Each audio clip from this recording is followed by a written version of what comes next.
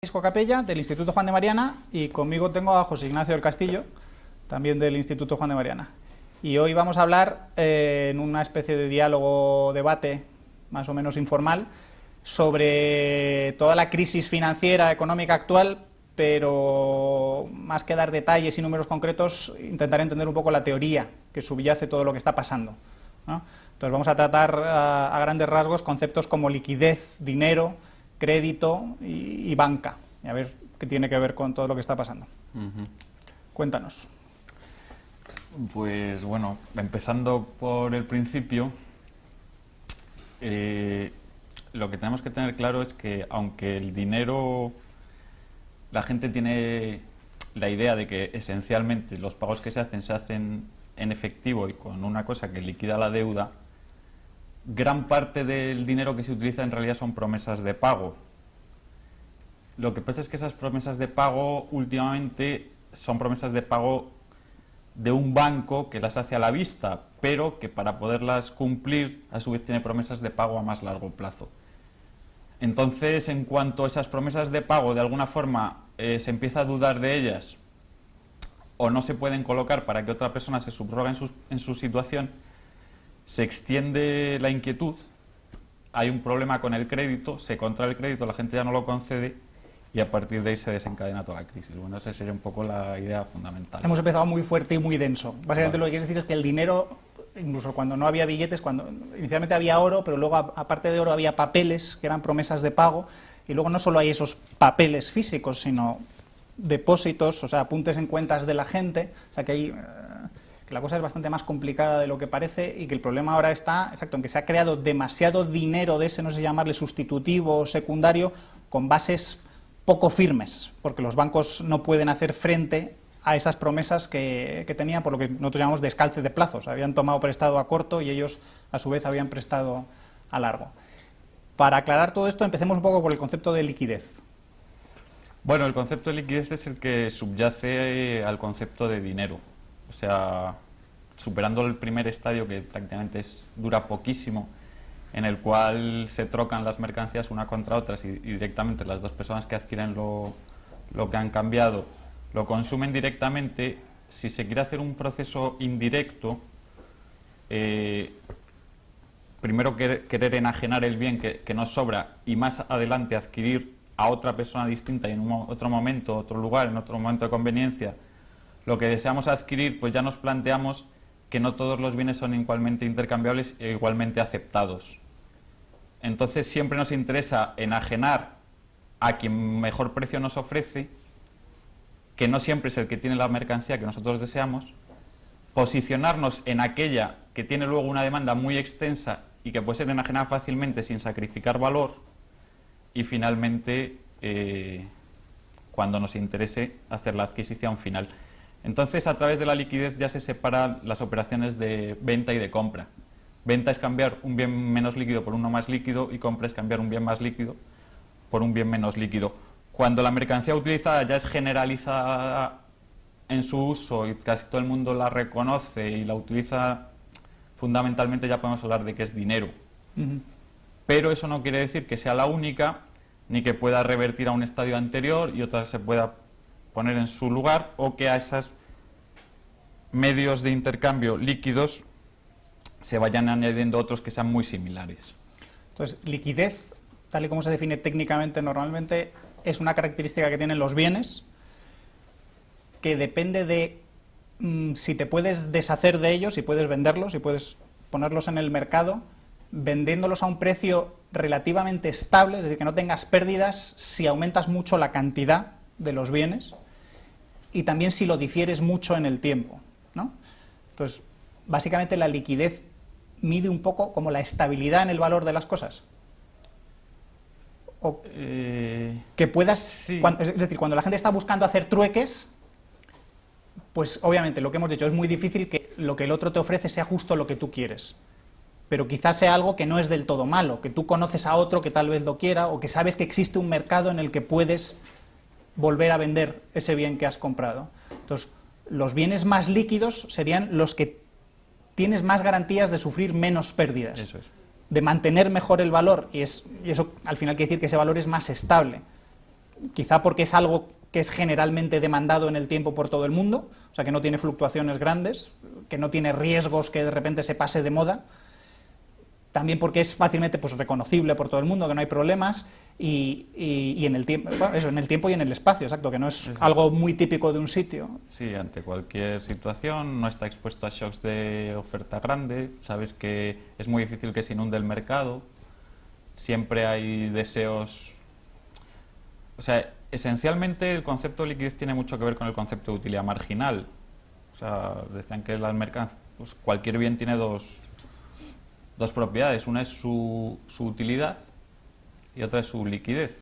Hay bienes que enseguida su utilidad marginal cae muy rápidamente. Menger ponía el ejemplo, por ejemplo, de las gramáticas de sánscrito. Las gramáticas de sánscrito, en cuanto tienes una y si como mucho ya no te interesan más, porque realmente para lo que solo te va a servir es si se te quema la otra o alguna cuestión. En cambio, con la sal, originariamente, pues sí que el interés era muy grande, porque realmente era el conservante de alimentos por excelencia, y si querías acumular alimentos necesitabas sal adicionalmente para ponerlo. Entonces, pues ahí se veía que la utilidad marginal caía más lentamente, o bueno, otra serie de bienes que...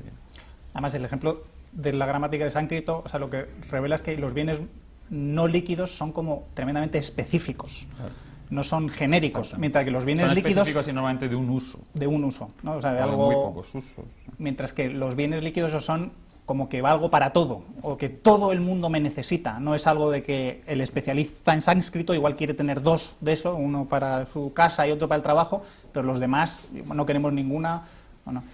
Entonces, en esta búsqueda de la gente por bienes líquidos surge el dinero, que sería el bien más líquido. Eso es. Y que es el que tiene una serie de características, que muchas de ellas son objetivas, que hacen que mantenga el valor, primero físicas, o sea, que no se estropee. Exactamente. Luego, que sea fácil de mantener, no que solo el bien mantenga el valor, sino que tú lo puedas almacenar fácilmente, ¿no? Luego, que sea almacenable, que su valor por unidad de volumen y por unidad de peso sea alto, ¿no? Para no tener que cargar con grandes volúmenes, con grandes cantidades de un bien. ¿Cuál es más?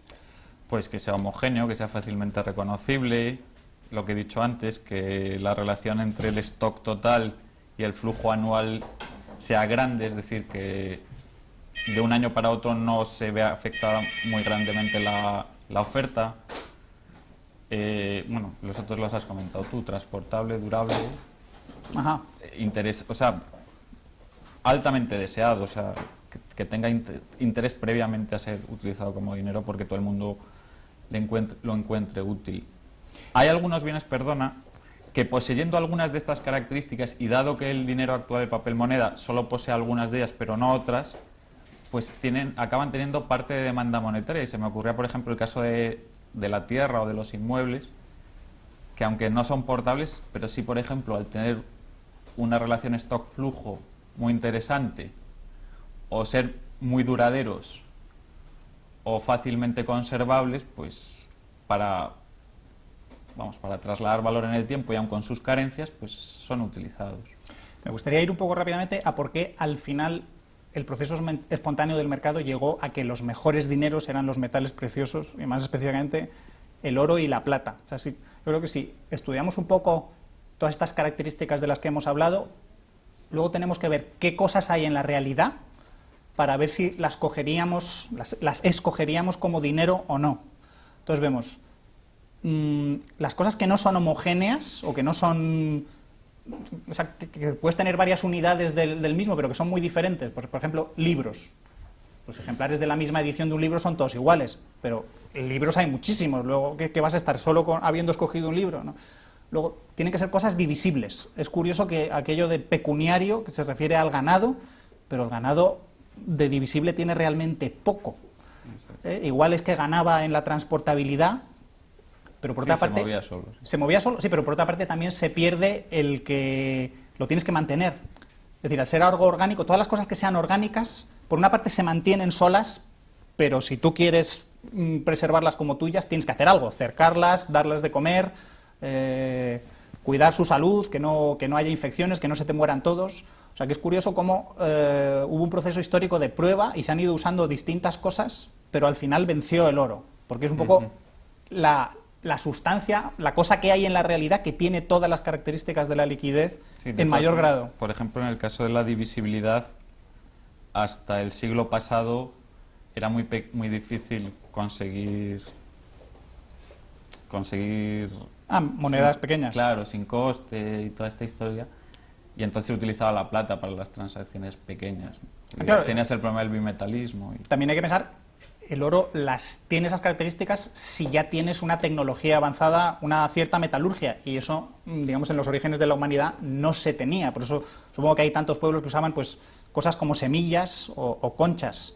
Algunos pensadores hablan de cosas coleccionables y sobre todo que se pudieran contar, eso, que fueran muy homogéneas, fácilmente repetibles y fácilmente contables, para tener claro cuánto estabas pagando al otro o qué era lo que te debían. Entonces, al final tenemos el oro como medio de intercambio, pero de alguna manera, además del oro, se empiezan a usar papeles, o sea, documentos. ¿Esos documentos qué son? Se discute qué es lo que son, hay dos interpretaciones alternativas. Sí. Bueno, o sea, lo primero que hay que tener claro es que antes de que aparezcan los bancos o cualquier otra cosa, las transacciones a crédito... Transacciones a crédito te refieres que no se cancelan inmediatamente, sino que hay una deuda pendiente. Eso es, pero incluso no las generadas a través de dinero, sino las generadas a través de entrega de mercancía, fiado y ya me pagarás. Entonces, a partir de que esas promesas de pago son emitidas por personas de las que no hay duda que las van a pagar a tiempo, porque son cumplidoras, porque no van a cambiar mucho las circunstancias, porque tienen bienes para hacerlo, pues la gente no tiene inconveniente tanto en aceptarlas como en empezar a moverlas. Hay gente que no las reconoce y busca que la promesa de pago sea del tío más conocido de la localidad. Normalmente el tendero, normalmente el orfebre, normalmente una persona que tiene grandes riquezas o que conoce quién paga y quién no paga.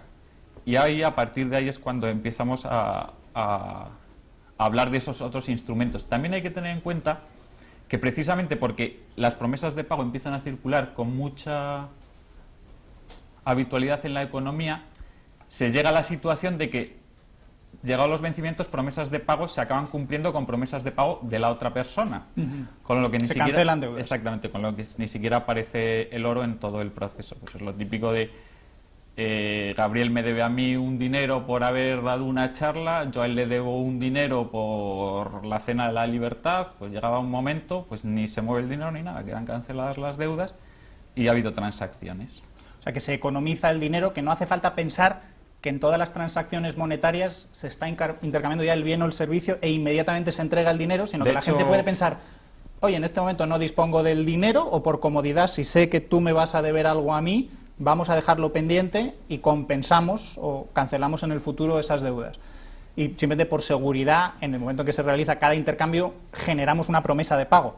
O sea, lo que diga es que ya has entrado en una de las dos interpretaciones que hay de los papeles, que es la que tú propones, que a mí me parece muy creíble, pero hay la otra, que si eran certificados, que también eran certificados de depósito, que la gente tenía su oro, por la razón que sea, que tenía miedo de guardarlo en casa o confiaba más en el banquero o en un orfebre, lo depositaba con ellos. Y claro, pues igual que cuando dejas un abrigo en un ropero, pues te dan un certificado de que tú has dejado algo ahí.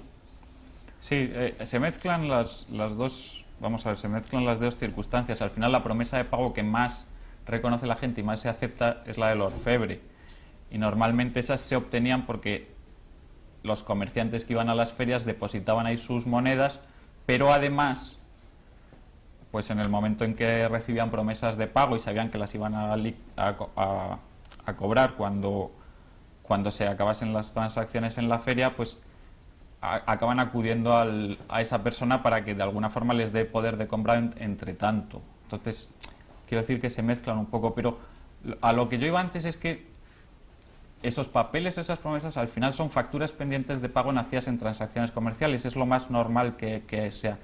Y esas facturas pendientes de pago nacidas en transacciones comerciales son las que la persona que más dinero tiene compra y a su vez entrega una promesa de pago, que son las que luego... Que esas promesas de pago normalmente, y ese puede ser un peligro, pueden tener la misma apariencia que un certificado, etcétera. estas promesas de pago, por volver otra vez lo que pasa, que es un poco curioso, porque parece que el sistema converge hacia el oro y luego como que rebota y vuelve atrás. Yo lo suelo expresar así. O sea, primero hay una especie de competencia entre los bienes para ver cuál es el más líquido, gana el oro, pero luego los comerciantes descubren, en el proceso que hay de transmitir los bienes de los productores a los consumidores finales, eso, que no necesitan estar pagando constantemente con oro, sino que se pagan entre sí con pagarés, con promesas de pago. Todo esto que se dice que es tan horrible, de que te paguen a 30, 60, 90 días porque te asfixia, pues es la cosa más normal del mundo, ¿no? Como que siempre se ha hecho así. Dices, déjame que ya cuando lo venda te pagaré. Entonces, cuando estos documentos de deuda, cuando estas promesas de pago se monetizan, se puede decir que se está monetizando la deuda, pero también se puede decir que se está monetizando esos bienes que son muy líquidos porque están ya a punto de llegar al mercado o en el mercado y tienen muchísima demanda y uno está seguro de que los va a vender en esos 90 días. Entonces se están monetizando al menos parcialmente esos bienes, porque ya no se está usando solo el oro como dinero, sino que estos bienes que tienen también algún rasgo monetario también entran en el juego. Claro, esencialmente esa acaba siendo la clave, por eso no todas las promesas de pago son iguales, porque no todas son al mismo vencimiento, no todas tienen las mismas garantías. Por eso no se puede dar crédito a todo el mundo y por eso tiene una diferencia grande lo que es el crédito comercial que el crédito industrial. Claro, o sea, el banquero un poco hace de experto en crédito en el sentido de que sabe quién es fiable, ¿no? O sea, conoce a los comerciantes, sabe el éxito previo que han tenido, sabe que no son estafadores, me imagino que inspecciona de alguna manera que esas mercancías están ahí, que son pues eso, las mercancías normales, que no es algo que sea muy arriesgado, muy novedoso, que se pueda pasar de moda, y es el que ofrece las garantías. Pero a lo que iba, por otro lado, es que hay mucha gente, porque aquí ya vamos a entrar en el debate de la reserva fraccionaria, un poco en la visión austríaca más purista, es que pueden llegar a insistir, como la definición de dinero se suele decir, como el dinero es el medio general de intercambio, porque todo lo demás quizá no se acepte generalmente. Yo cuando tenía estas discusiones pues contigo y con Rayo me acuerdo que decía, bueno, pero el oro es el único medio que acepta todo el mundo y todas estas promesas de pago son como dineros especializados que aceptan los banqueros y los comerciantes, pero que tú no le puedes pagar a una persona normal, a uno de nosotros, dices, oye, te debo esto, te lo voy a pagar con esta letra o con este pagaré, y dices, pues normalmente la gente se echaría atrás. Pero aunque no lo acepte todo el mundo, el hecho de que lo acepten muchos y curiosamente los especialistas en comercio, que son un papel fundamental en la economía, ya le da cierta característica monetaria a todo.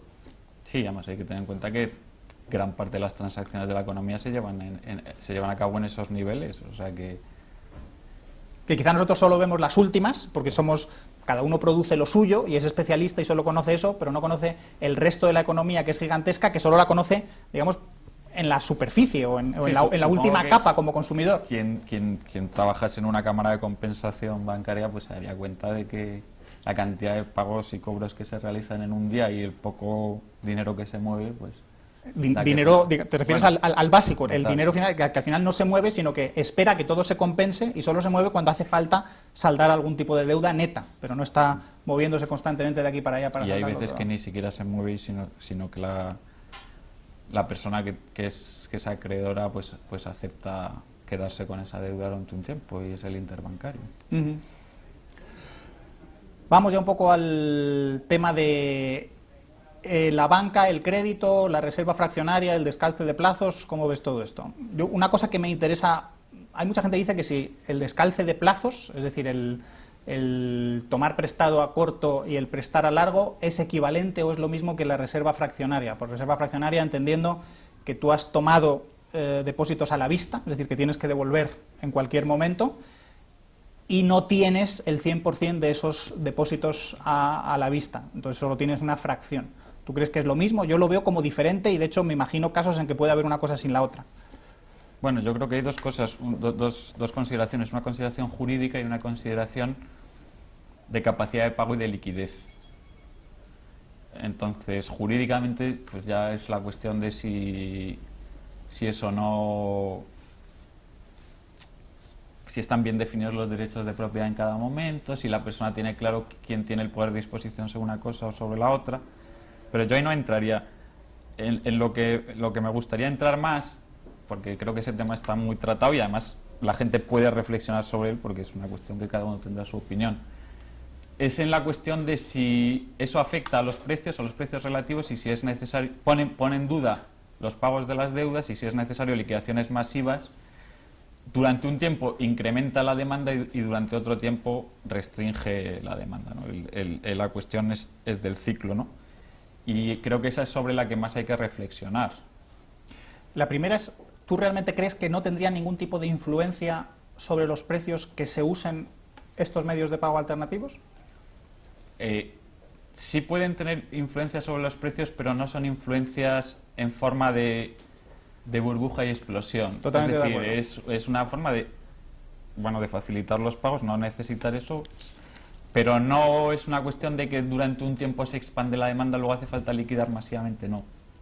Es una cuestión de, pues aparte del bien más líquido, muchísimos otros bienes muy líquidos se están utilizando en los toques, y se está llevando a cabo lo que decía Sei, la producción se compra con producción. Pero la cuestión es, la producción presente se compra con producción presente. Hay gente que es que oye la palabra inflación y ya le parece aquello como inaceptable, pero habría que ver cómo lo definimos. No nos vamos a quedar en la definición superficial de simplemente del nivel general de precios, sino gente que produce dinero. El dinero, al ser un bien, alguien lo tiene que producir. Es decir, no es algo que existe sin más. Luego, habrá que... a ti igual te interesa menos en los aspectos jurídicos, a mí son los que más me interesan. Decir que solo son los mineros de oro y solo las casas de la moneda, pues ya cuando lo acuñan, los que tienen derecho a producir dinero, o que solo ese oro, porque lo escogió espontáneamente el mercado, es el que es legítimamente dinero, a mí esto me parece equivocado. Mientras la gente acepte medios de pago, sean los que no sean robados, que no sean fraudulentos, cualquiera tenderá a ser dinero. Sí, además es el caso que he puesto yo antes de Gabriel y yo saldando deudas. Es que es como si a mí me dijese, no, usted no está utilizando el dinero, vaya a vender otra cosa. Exacto. Y pague. Y el Gabriel lo mismo, venda usted otra cosa y le pague. Pero entonces te van a acusar. Claro, es que cuando tenemos el oro y el oro es muy estable y la relación entre el stock y el flujo del oro es la óptima, o sea, se produce muy poco oro adicional y el que hay no se destruye, se va acumulando de tal manera que su valor o su poder adquisitivo es muy estable, y dices, es que en el momento en que se empiecen a utilizar medios de pago adicionales, aquello va a generar más dinero, luego va a producir inflación. Yo les diría, sí, pero ¿y qué?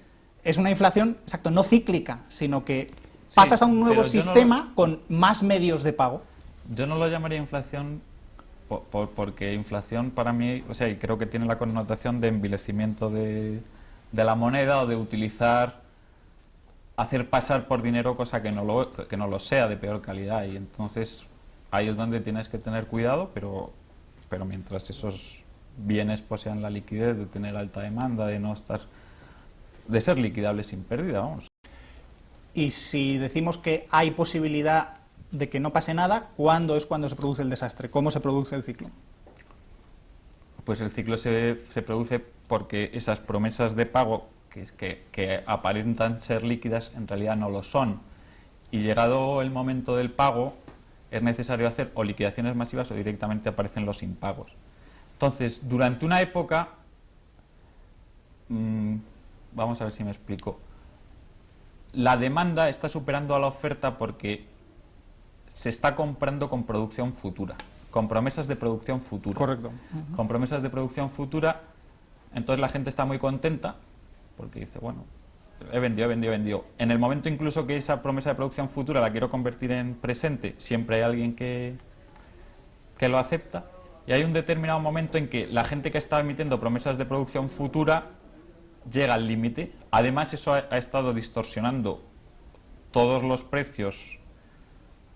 Vamos a ver, ha estado distorsionando todos los precios de los bienes que esas promesas de producción futura han estado comprando. Correcto. Porque les han estado vendiendo. Es decir, para hablar muy claramente, se están vendiendo muchos coches a crédito, se están comprando muchas casas a crédito. ¿Con qué se está pagando? No con producción futura, sino con promesas de producción de, bueno, ya pagaré con los sueldos que gane dentro de 20 años, dentro de 30 años, dentro de 40 años. Y eso, a su vez, altera los precios. Hay un momento en que esa gente que ha emitido todas esas promesas de producción no las puede atender, por lo que sea. O sea, en además, este caso ha sido la subprime, pero en otro caso puede ser pues de determinadas empresas de estas .com que que han tenido muchos bonos y no los pagan y hay bancos que los tienen, por lo que sea. Y entonces, a partir de ahí, pues ya se empiezan a no aceptar, se empieza a mirar mucho más las promesas las promesas de pago. Primero, la gente que está al límite ya deja de pagar, o sea, de comprar con la alegría con lo que estaba haciendo. Dice, joder, si estoy en situación que puedo llegar a impagar y que me quiten mis bienes o cualquier otra cosa, voy a dejar de hacerlo. Los bancos, que al final son los que transforman esas promesas de pago en otras promesas de pago más presentes y como con más garantía, a su vez se ven presionados, porque si ellos no las cobran, no pueden atender. Entonces la gente comienza a desconfiar de los bancos y eso hace que se hunda la demanda y que se hundan los precios. Hay gente que tiene que liquidar masivamente para atender pagos, que han desaparecido su demanda, desconfía y al final, muchas de tus promesas de pago dependen de que a ti te paguen. Lo que está pasando ahora, que de repente alguien deja de pagar y toda la cadena, todo el chiringuito se desmonta. O sea, lo que pasa es que se está construyendo un sistema que crece de forma, no sé si llamarla exponencial, pero que de repente crece anormalmente deprisa, o sea, hay un boom, pero que es totalmente insostenible, porque es irreal, exacto, es ficticio, es algo que estás confiando en ya te pagaré, todo el mundo se está endeudando, no hemos hablado para nada de apalancamiento, conviene que ahora hablemos de eso, cómo las empresas se apalancan, cómo se financian, los riesgos del apalancamiento, y de que al ser el sistema inestable, es importante lo que dices, es que basta cualquier cosa relativamente pequeña para tumbarlo abajo. Entonces, todas estas burbujas especulativas son una carrera de, igual, me imagino la psicología de la gente ahí, lo que me estoy perdiendo. Todo el mundo se está comprando un cochazo, todo el mundo se está comprando una casa. Si es muy barato endeudarse porque los tipos de interés están bajísimos, yo me voy a animar también. Cuando ya la gente se apalanca para invertir en bolsa, pues yo voy a entrar también porque esto es un chollo. La gente, los que saben un poco de economía deberían sospechar. Aquí todos nos estamos haciendo ricos sin nada. O sea, sin esfuerzo, sin producción real, solo realizando apuestas sobre el futuro, especulando. No suena aquello como muy sostenible. Sí, hombre, tú has dicho que basta una cosa. Realmente, para que haya una cosa como esta, hacen falta a lo mejor 30 años. Normalmente cada 7 8 años, de entre 7 y 11 años, pero bueno, tampoco es una cosa automática, pero bueno, más o menos ese es el periodo, suele haber una cierta desconfianza y una cierta liquidación, pero siempre se acaba parando mucho más arriba de donde inicialmente se puso en marcha. Pero normalmente a la cuarta o a la quinta, pues ya se ha acumulado tanta deuda y se depende tanto de los pagos de los otros y la gente ha llegado, como si dijésemos, al final la gente llega al límite del endeudamiento y al límite de la iliquidez. Y entonces en ese caso sí que ya, en cuanto a uno lo hace, ya es muy difícil que el impago de uno no afecte a otros y haya una carrera, ¿no? Una cosa que habría que aclarar y que creo que debemos comentar es que dices, unos están llegando al límite de endeudamiento, pero eso es porque otros les están prestando. Es decir, por cada deudor hay un acreedor. Luego, ¿qué está pasando? Parece que unos se están endeudando muchísimo, los acreedores de momento les siguen dando crédito, pero llega un momento que son un poco los acreedores los que ponen el freno. Tú no prestas igual a alguien que no tiene deudas que a alguien que está endeudado hasta las cejas, ¿no? O sea, me imagino que es un poco eso también, que los que están financiando todo esto, que ahora se dice que se han sido los chinos o los países árabes, llega un momento que dicen, esto es arriesgadísimo, no podemos seguir jugando a este juego porque podemos perderlo todo. Sí, o sea, primero, casi todo el mundo es acreedor y deudor a la vez. Todas las personas que sean acreedoras sean personas que directamente han prestado dinero. Es muy normal el ser acreedor comercial. Es decir, yo he entregado mercancía o yo he entregado cosas o yo he entregado mi trabajo y ya me pagará el empresario. O sea, hay una gran parte de crédito que surge así. Y también, aunque no seamos conscientes, todo nuestro dinero en el banco, nosotros somos acreedores del banco.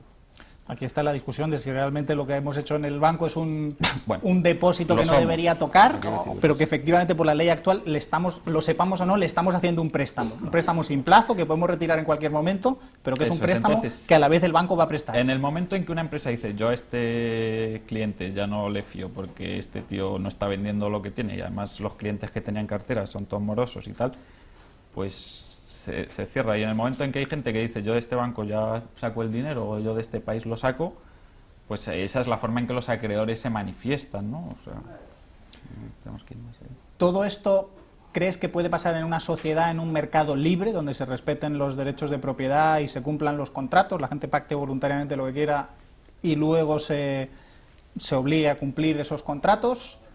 Si puede pasar, con qué intensidad, qué tiene que ver el Banco Central, qué tiene que ver la intervención estatal con todo esto. Porque curiosamente hasta ahora no hemos hablado para nada de los famosos tipos de interés, que son los que tienen que entrar en la teoría austríaca cuando se explica en la forma más ortodoxa. Hombre, evidentemente puede ocurrir sin Estado y sin Banco Central, en el aspecto que tú puedes conceder el crédito a un tío que no te paga.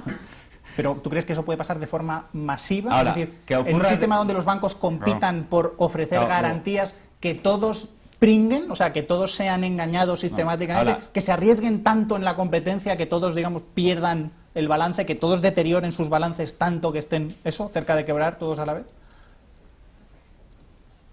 O sea, lo que yo creo es que los impagos probablemente, como no se concede, la gente vigilaría mucho más el crédito a quien se le concede, pues los impagos se cortarían mucho antes y la cosa no llegaría tanto, pues es evidente. O sea, gran parte del problema aquí que tienes es que, quieras o no, tú sabes que siempre vas a ver a alguien al que tú le coloques esa deuda, porque de una forma u otra, pues tú la puedes redescontar en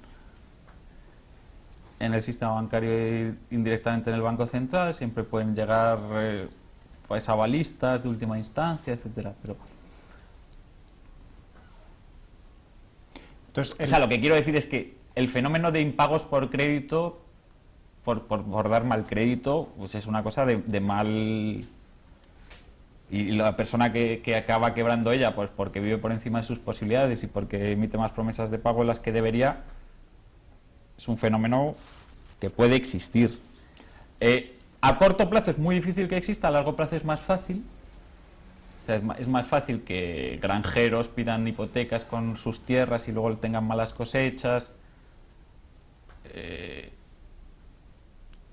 Y sobre todo o sea, con un volumen gigantesco y en estas condiciones, pues sí que efectivamente necesitas otra serie de cuestiones. Entonces, ¿cuál es el papel del Banco Central en varias cosas? Determinación del tipo de interés y apoyo a los bancos como prestamista de última instancia. ¿Cómo contribuye a que todo esto suceda? Bueno, es que por eso habría que hacer toda una teoría del Banco Central, porque de cómo surge y que se le ha pedido históricamente. Y pues vamos brevemente. Claro, pues es que es largo. O sea, lo que a mí me gustaría es intentar un poco desmitificar la historia del Banco Central. O sea, el Banco Central no es más, ni es menos, que el banco de los bancos y el banco del gobierno. Entonces, todo lo que sea verdad con respecto a un banco, respecto de personas y empresas, es lo mismo respecto el Banco Central respecto de los bancos y respecto del gobierno. Pero con la diferencia que el Banco Central tiene un monopolio de emisión, tiene todo tipo de privilegios. Sí, pero con el Banco Central, digamos, no puede quebrar, en teoría, mientras que los bancos privados... Sí, pero lo que quiero decir es cuándo un banco central lo está haciendo bien, cuándo un banco central lo está haciendo mal, cuándo se está poniendo en mala situación y cuándo no se está haciendo. Y luego cómo se sale del tema. Un banco privado, ¿cómo sale de los impagos? Pues le pueden dar vacaciones bancarias, pueden obligar a que otro banco lo compre o directamente pueden coger al pollo y meterlo en la cárcel. O pueden directamente sus deudas rebajárselas porque se redefina la moneda. Y con el Banco Central lo mismo, pero o sea, lo que yo quería es ir a lo anterior, es decir, porque el tema es complicado. Si el Banco Central es el banco de los bancos y el banco del gobierno,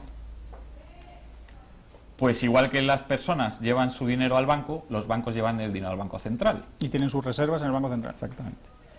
Y lo mismo que los bancos prestan a la gente y a las empresas, pues el Banco Central presta al gobierno.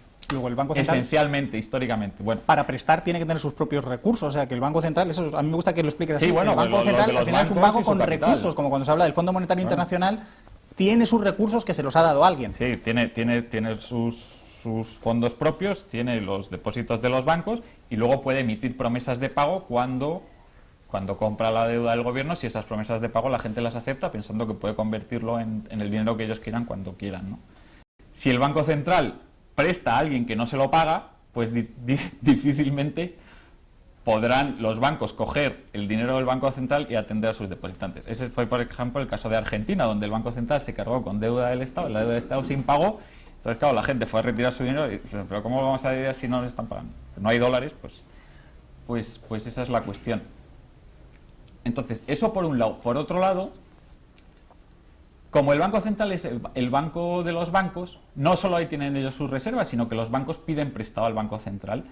Entonces, también el crédito que le da a los bancos el Banco Central a los demás bancos importa qué cantidad le da y contra qué calidad. Y entonces ahí pasa otra vez lo mismo, igual que un banquero normal, si presta mucho y presta mal, se pone en problemas, pues lo mismo ocurriría en este caso. Pero entonces parece que cabe la posibilidad, obviamente, es obvio que el Banco Central lo puede hacer peor o mejor, pero tú llegas a decir que lo podría hacer bien, es decir, un monopolista de última instancia sin competencia y con todo tipo de protecciones legales de que te vamos a salvar, no puedes caer, ¿realmente crees que lo puede hacer bien? Porque en un sistema de banca libre, donde cada banco pudiera emitir sus propios billetes, sus propias promesas de pago, ves que cada uno se lo está jugando, está teniendo que participar en ese proceso en competencia con los demás, ninguno tiene garantías de acertar, de no fallar, pero ese proceso de competencia mutua supongo que va eliminando a los malos y fortaleciendo a los que lo hacen bien. Entonces, ¿a qué tipo de interés se presta? Porque ya estamos hablando mucho de calidad exacto, hay que fijarse en el colateral, a quién le estás prestando y qué garantías tiene de que te lo va a volver a pagar, que tenga unos flujos de caja futuros para devolverte esa deuda. Pero no estamos hablando nada del tipo de interés. Y curiosamente es una de las cantidades que fija el Banco Central. No todos los tipos de interés, obviamente, pero sí fija el tipo de interés al que presta a los demás, a los bancos, a través de la ventanilla de descuento. Y además no solo hace eso, sino luego que hacen todas las operaciones de mercado abierto, de comprar y vender títulos del Tesoro. ¿Realmente crees que lo pueden hacer bien estando solos? O sea, sin un proceso de competencia que elimine a los malos. No, es que yo estaba pensando en el Banco Central con su función, no en el tema de que se le dé el monopolio, no, sino simplemente, es decir, si tú obligas a los demás bancos a realmente tener allí sus reservas, a no poder hacer otra cosa, al estar... Pues no, estaba pensando simplemente, pues como los bancos locales que tuviesen un banco grande donde tuviesen ahí sus dineros. La central. Sí, entonces, pues que históricamente el Banco de Inglaterra en parte surge así. Bueno, entonces era simplemente esa consideración, ¿no? La otra ya es otra cosa distinta, porque aquí de lo que se trata es de que los pasivos del Banco Central pasen necesariamente, o sea, se le dé el monopolio de no atender los compromisos que ha adquirido, se le dé carácter de moneda oficial, los otros bancos estén obligados a tener allí sus reservas y bueno, otra serie de cuestiones que ya son mucho más complicadas. Con respecto al tipo de interés, es otra vez lo mismo, es decir, el Banco Central puede fijar el que quiera, pero tiene unos límites. Eso tiene consecuencias, claro. Es decir, si lo baja, más gente va a pedir prestado. Primero, tú no puedes prestar más allá de tu capacidad de préstamo y al mismo tiempo de tu capacidad de que los pasivos tuyos la gente los acepte. Porque claro, si por así fuera, pues los bancos los tendrían siempre, el Banco Central siempre al 1%. Claro, pero claro, eso no te dice que la gente no haya una huida directamente de tu moneda, ¿no? Es decir, bueno, es que usted me está aquí emitiendo papeles sin más, pero... Pero entonces, ¿tú dirías que el Banco Central claramente ha tenido un papel en esta crisis? ¿O Alan Greenspan se disculpa diciendo que han sido los chinos que se han dado un atracón de ahorro, que todo ese ahorro ha ido hacia Estados Unidos y que, claro, tanto ahorro, tanta oferta ha bajado el tipo de interés, que no fueron ellos, que ellos no fueron responsables, sino que simplemente reaccionaron a todo ese exceso de ahorro que no encontraba inversiones adecuadas? Y bueno, hay gente que defiende, algunos liberales defienden a Alan Greenspan diciendo que su política de tipo de interés fue acertadísima, porque empiezan a mirar que si masa monetaria, y dicen, Henderson y Hamel dicen que esto es un sistema de banca libre, habría funcionado exactamente igual. O sea, Greenspan estaba tratando de imitar al oro. Ya, hombre, yo creo que bastante problema ha sido el arbitraje de plazos. Ese ha sido un problema muy grande. Yo no sé si la función del Banco Central, además de fijar un tipo de interés, es luego examinar la propia solvencia de todo el sistema financiero y ver que si los fondos de maniobra sistemáticamente se están deteriorando, pues es que... Eso puede... lo que quiero decir es que si tú estás dando dinero sistemáticamente a corto plazo, porque claro, la otra posibilidad hubiese sido esterilizar directamente todo ese dinero, que es lo que antiguamente se hacía, si entraba mucho oro, pues dicen, es que estos en cuanto vean oro se van a poner a prestarlo como locos. Una posibilidad es esterilizarlo, pero otra es directamente decir, mira, es que pues los bancos tienen que hacer como el resto, las empresas, casar plazos y... ¿Cómo lo esterilizarían? O sea, ¿cómo consigues esterilizar si te entra pues en ese muchísimo caso dinero? puedes elevar el coeficiente de reserva, puedes hacer miles de O cosas. sea, que hay otras estrategias posibles. Algo que a mí me parece especialmente grave es que la transformación de plazos a la gente le parece lo más normal del mundo. Y a gente que se supone que son muy buenos economistas, muy buenos liberales, que no quiero dar los nombres, pero te explican que lo que los bancos hacen es tomar prestado a corto y prestar a largo y no le ponen ningún pero, no ven ningún problema. Incluso algunos vehementemente te dicen que si no hicieran eso la economía no podría crecer. Sí, es un desastre. Yo no sé si han llevado las finanzas de alguna empresa o incluso de una familia, porque es que si tú tienes que pagar todos los meses el alquiler y tal, y te pones a comprar acciones, pues hombre, tienes un problema, que es que como te bajen algo no las puedes pagar, ¿no? Eso es simplemente por ponerte un ejemplo. Entonces, yo creo que cualquier persona que sabe gestionar tesorería y tal, se da cuenta que tú tienes que tener los plazos casados, incluso tienes que tener un colchón por si tienes impago. Obviamente el descalce de plazos se hace porque a la gente le interesa, cuando ves la curva de tipos de interés en función del tiempo, es más barato pedir prestado a corto, por un plazo corto, que pedir prestado a largo, ¿no? Es decir, si quieres embarcarte en un proyecto a largo plazo, a 20, 30 años, te sale mucho más caro en el tipo de interés que tienes que pagar que si dices, uy, no, solo pido prestado a un año y ya lo iré renovando.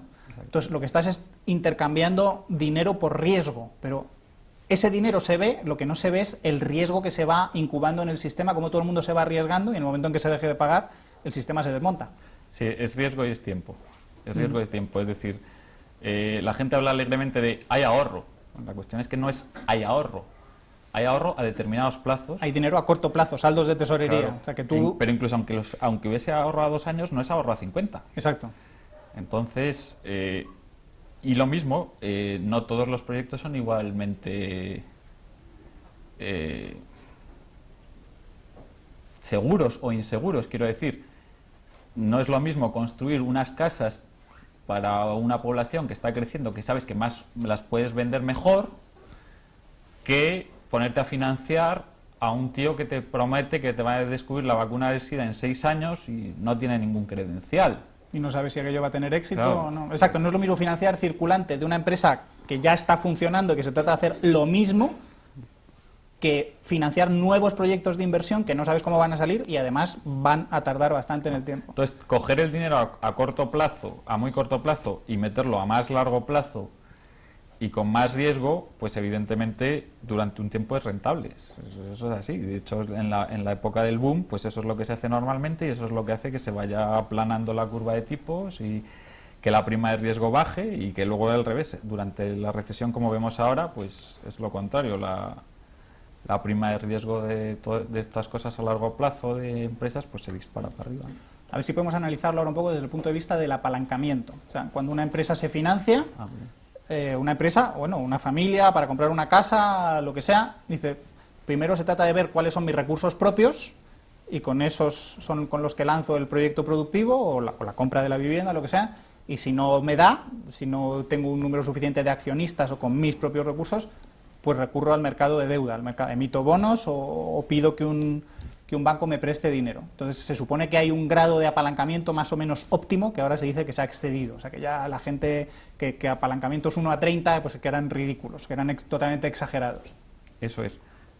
Bueno, el apalancamiento se puede ver desde varios puntos de vista. Si si la rentabilidad de tu negocio, porque tú has dicho, no tienes recursos propios y entonces te endeudas, no necesariamente.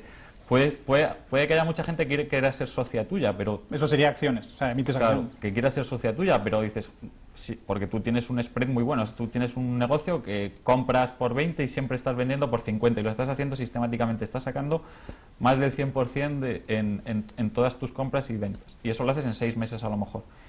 A ti no te interesa asociarte con nadie, porque sería al revés. Si tú quieres pero tú quieres ampliar tu capacidad y no te interesa repartir, pues lo que te interesa es endeudarte. Entonces eso es apalancarte. ¿Por qué? Porque el coste de la financiación es mucho más barato. Claro. Con lo que si por cada unidad por cada 20 que tú coges, recibes 50, es decir, 30 de más, pero solo tienes que pagar 2 en coste, pues lo vas haciendo más y más. Entonces, evidentemente, cuando ese spread entre la rentabilidad de los activos y el coste financiero es favorable a la rentabilidad de los activos, pues las empresas tienen tendencia a apalancarse.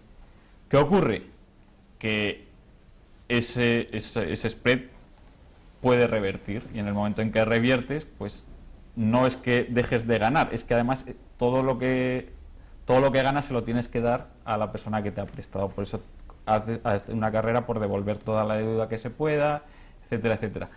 Y con respecto a la proporción fondos propios apalancamiento, se ve muy claramente en el aspecto en que en el momento en que tú tienes pérdidas, si tú tienes muy poco capital, enseguida ha desaparecido todo tu capital. Pues basta con que todos sus activos dejen de valer un 8%, lo cual pues ya no quiere decir que haya un 8% de personas que no paguen, sino simplemente que los bonos que tienen caigan un 8%, Se devalúan. Suba la prima de riesgo, la preferencia temporal, lo que quieras, desaparece todo su capital. Y en el momento en que desaparece todo su capital, pues ya saben, o sea, todos los acreedores saben que los siguientes en perder dinero son ellos. Y está quebrado el banco. Claro, entonces ya la carrera por sacar cuanto antes, pues es evidente. Y entonces la solución a la crisis actual es fácil, hay alguna solución. Me parece curioso que economistas que entienden de finanzas, unos aseguran que va a haber una inflación espectacular, otros como Fekete dicen que lo que hay es un riesgo de deflación gravísimo porque el multiplicador monetario ha dejado de funcionar y está en inversa. ¿Se puede saber más o menos qué es lo que va a pasar? ¿Qué se puede hacer? Bueno, sobre la solución a la crisis, cada persona querrá tener una. Quiero decir, si tú eres una persona que has estado vendiendo mucho y que a crédito y que ahora has dejado de vender, pues lo que quieres es que las cosas vuelvan a estar como antes. Si tú estás muy endeudado, lo que te interesa es que te quiten esa deuda. O sea, que la moneda deje de valer y... Crear inflación. Exactamente, entonces no tengas ningún problema en devolver. Entonces hay mucha gente que las soluciones que aboga son por esas. Esa es una forma de decir, ¿cómo se desaparece la crisis? Pues nos libramos de nuestras deudas. O sea, impagar de una manera u otra. Sí, y además, pues lo que antes nos venía comprando a crédito la gente, pues que ahora nos lo compra a crédito el Estado. Pero aquí lo que parece es que la gente no quiere asumir las pérdidas, sino siempre transferírselas a otros, porque al final pérdidas, a verlas, haylas, luego por mucho que digas que estás pagando la deuda, tú la estás pagando, pero que estás recibiendo ese dinero diluido, le han quitado valor. Claro. No, pero lo que quiero decir que ver la sociedad como una cosa holística y tal, o sea, al final tú te encuentras que la gente lo que está diciendo es sálvame a mí. Claro. Sálvame a mí. O sea, yo tengo aquí no sé cuántas 1000 viviendas invendidas y que me las compre el Estado. O yo tengo aquí estas cosas que no me las quiere nadie, pues que... O pues eso, veis unos tíos, no, pues que reparten el dinero, que lo tiren de los helicópteros o que los anulen, o bueno... Ahora se está hablando incluso de una lotería monetaria negativa, que me sorprende que haya gente que no haya visto, ya lo comentaré luego, que eso en realidad no tiene ningún efecto. O sea, hay poquísimos billetes. No, aparte que haya poquísimos, porque si es aleatorio, si destruyes un 10% de los billetes, el otro 90% automáticamente sube su poder adquisitivo. O sea, que te da un poco igual. Y la gente, si tiene miedo a perder billetes, pues simplemente los deposita y en vez de usar billetes, usa depósitos. Tendrías que tener la misma proporción de todos los números, porque si claro, todo tu dinero está en el billete, el problema tú sería lo pierdes todo y el otro lo gana, ¿no? ¿Cómo se adapta todo? Sí. Tendrías que mantener los flujos ahí. Habría riesgo. Si tú tienes solo de un número y te toca, lo has perdido todo. Si tienes de todos los demás números, has salido ganando. Pues nada, eso ha sido todo. Muchísimas gracias, José Ignacio.